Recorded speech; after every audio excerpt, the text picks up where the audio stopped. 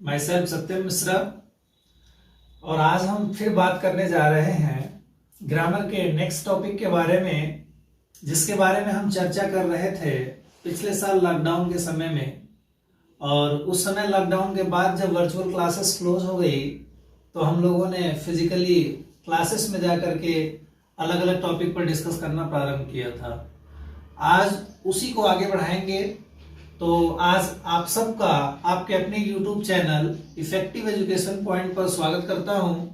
और आज मैं डिस्कस करने जा रहा हूं ग्रामर के एक नए इंपॉर्टेंट टॉपिक के बारे में, जिसे हम एक्टिव और पैसिव कहते हैं। Active voice, passive voice means easily you can understand that active and passive both are the same thing, means only we will have to put the sentence in another form.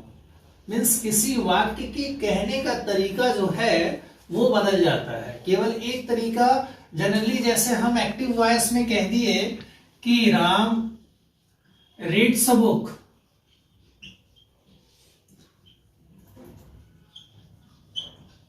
तो इसी वाक्य में इस object को जो हम as a subject रख लेते हैं और इस सब्जेक्ट को जो हम एज एन ऑब्जेक्ट रख लेते हैं, तो यही चेंज हो जाता है। Book is read by Ram means यहां कहा जाएगा कि राम एक किताब पढ़ता है। और इसी वाक्य को जब दूसरे क्रम में रखेंगे तो इसके पैसिव में इसको कहा जाएगा कि एक किताब राम के द्वारा पढ़ी जाती है। तो यही है, इसमें कुछ बहुत डिफिकल्टीज नहीं है, बहुत आराम से चीजें एक एक करके क्लियर होती चली जाएंगी। और अगर आप इस चैनल पर नए हैं तो इस चैनल को सब्सक्राइब करें, ताकि घर बैठे आराम से ग्रामर और लिटरेचर की, English literature, Hindi literature, English grammar, Hindi grammar के सारे वीडियोस आपको घर बैठे 1 बाय 1 एक एक करके मिलता रहे। इसमें आज हम वॉइस की चर्चा करने जा रहे हैं। उससे पहले ये जाने कि जनरली टेंस जो होता है वो 3 प्रकार का होता है, और उन 3 के नाम हम जानते हैं कि प्रेजेंट, पास्ट और फ्यूचर होते हैं। और ये जो 3 टेंस हैं ये भी 4 अलग अलग भागों में बांटे गए हैं, जिसको इंडेफिनिट कॉन्टिन्यूअस, परफेक्ट और परफेक्ट कॉन्टिन्यूअस कहते हैं। मीन्स अगर हम प्रेजेंट की बात करेंगे तो present indefinite, present continuous, present perfect and present perfect continuous. Same here in past, जब हम इसके काइंड्स की चर्चा करेंगे तो past indefinite, past continuous, past perfect और past perfect continuous. Same here in future, जब हम इनके काइंड्स की बात करेंगे तो यहां हो जाएगा future indefinite, future continuous, future perfect और फ्यूचर परफेक्ट कॉन्टिन्यूअस। लेकिन टेंस के इन तीनों प्रकार के ये जो 12 काइंड्स हैं, इन 12 में केवल 8 प्रकार के टेंस जो हैं उनको ही हम एक्टिव से पैसिव में कन्वर्ट करते हैं। और जब हम उनको एक्टिव से पैसिव में कन्वर्ट करते हैं तो कौन से एक्टिव सेंटेंस को पैसिव बनाते समय किस टेंस का हेल्पिंग वर्ब लगेगा, उसके लिए एक छोटा सा conversion of tenses in voice हमने एक चार्ट बनाया है। इसको पैटर्न वाइज समझ लेंगे, फिर आपको कोई भी रूल याद करने की जरूरत नहीं पड़ेगी। सारी चीजें बिल्कुल आसानी से इस चार्ट से क्लियर हो जाएगी। कहने का मतलब ये हुआ कि अगर दिया गया एक्टिव वॉइस का सेंटेंस जो है वो प्रेजेंट इंडेफिनिट में हो, तो ऐसे वाक्यों को पैसिव में बदलते समय हम उसके नेक्स्ट टेंस यानी कि प्रेजेंट कॉन्टिन्यूअस का हेल्पिंग वर्ब यूज करते हैं, जिसमें इज आर एम आता है।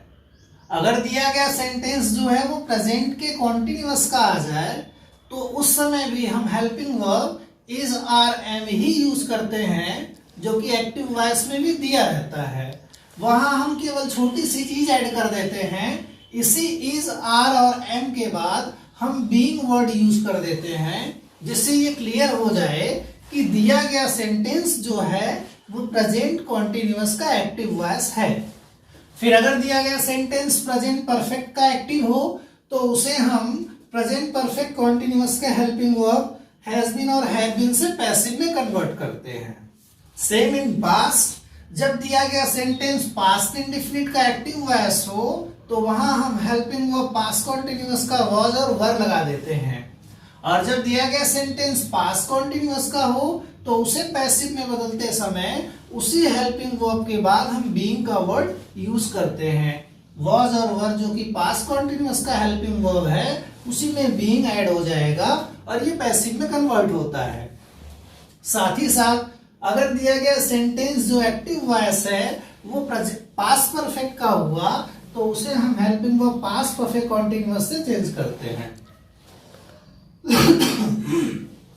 और अगर हम बात करें फ्यूचर के लिए, तो जब दिया गया फ्यूचर का एक्टिव वॉइस हो, फ्यूचर इंडेफिनिट का हो, तो उसे हम फ्यूचर कॉन्टिन्यूअस के हेल्पिंग वर्ब से कन्वर्ट करते हैं जहां विल बी और शैल बी यूज होता है।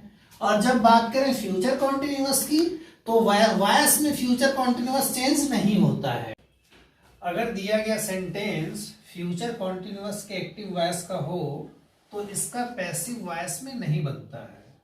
और अगर रही बात फ्यूचर परफेक्ट टेंस की, अगर दिया गया सेंटेंस फ्यूचर परफेक्ट का एक्टिव वॉइस हो तो उसे हम फ्यूचर परफेक्ट कॉन्टिन्यूअस के helping verb will have been और शैल हैव बीन से कन्वर्ट करते हैं। और वॉइस में केवल 2 ही 4 इंपॉर्टेंट रूल है, मुख्यतः 5 रूल है, जिसमें आप जानते हैं कि सब्जेक्ट को ऑब्जेक्ट में बदल देते हैं। मीन्स ये राम जो है वो सब्जेक्ट है और जब हम इसका पैसिव बनाएंगे तो ये यहाँ ऑब्जेक्ट हो जाएगा और ये अ बुक जो यहाँ ऑब्जेक्ट में दिया हुआ है ये एज अ सब्जेक्ट चला जाएगा। और फिर सेंटेंस जो है वो एक्टिव वॉइस के जिस टेंस में दिया रहेगा उसके अगले टेंस का हेल्पिंग वर्ब से कन्वर्ट किया जाएगा। साथ ही साथ एक कीवर्ड याद रखना जरूरी है कि पैसिव में हर समय हर पैसिव सेंटेंस में वर्ब का थर्ड फॉर्म ही यूज किया जाएगा।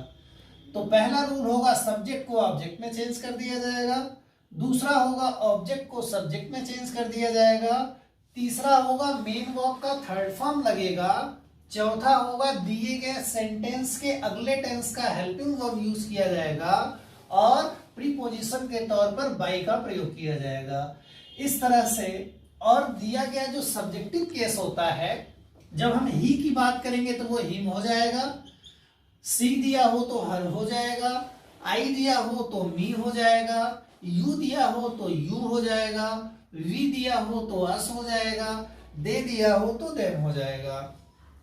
और अगर किसी वाक्य का जो सब्जेक्टिव है, जो सब्जेक्ट है, अगर वो समवन हो, समबडी हो, एनीवन हो, एनीबडी हो, नोवन हो, नोबडी हो, पीपल हो, तो ऐसे वाक्यों को पैसिव में बदलते समय ऑब्जेक्ट के रूप में इन सब्जेक्ट को नहीं रखा जाता है।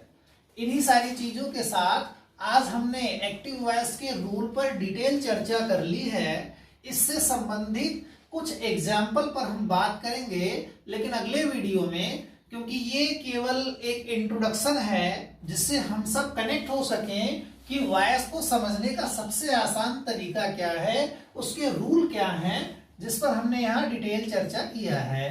तो इस वीडियो को आप सब शुरू से लास्ट तक देखें और अगर चीजें समझ में आए तो इस वीडियो को लाइक सब्सक्राइब जरूर करें, क्योंकि ये मेरा प्रयास है कि एक एक बच्चे को घर बैठे ही हर तरह की facilities, specially English grammar, English literature, Hindi grammar और हिंदी लिटरेचर को एक एक करके सारे वीडियोज आप तक प्रोवाइड किए जा सके। So thank you very much.